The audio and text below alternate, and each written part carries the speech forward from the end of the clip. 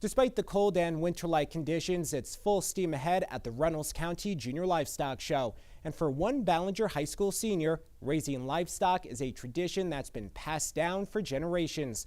Sean Humphrey joins us live in studio tonight and has more. Good evening, Sean. Hey, good evening, Bert.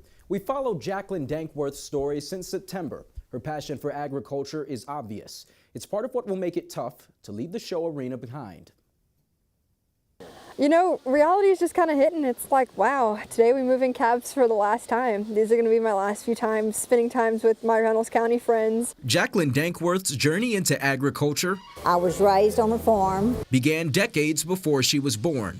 For years, she's practically been able to find her way into the barn with her eyes closed. But when it comes to stock shows, this Ballinger High School senior is in the final leg of a farewell tour. It's the last memories I'm going to make with my friends at the show. So it's kind of just sinking in, and it's kind of hitting home a little bit harder than it should. It's a clock that doesn't move backwards, an hourglass that can't be turned on its head.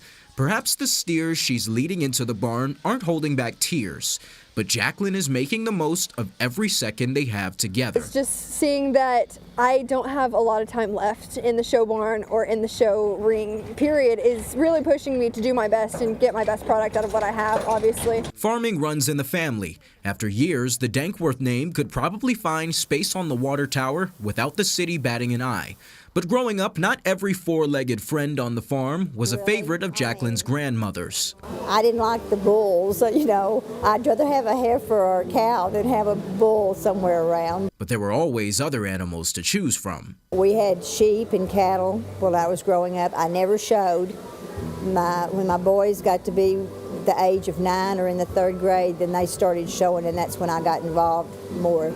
Even last year, the significance of seeing the family torch passed on wasn't lost on Jaclynn's biggest supporters. Just seeing my dad's drive and how much work we've put in it together, just standing in the holding ring, he's like, come on kid, this is you, you've got it. And I saw my dad tear up for the first time in my life, and it was like, holy cow, like he cares as much as I do. The farewell tour only has a few cities left.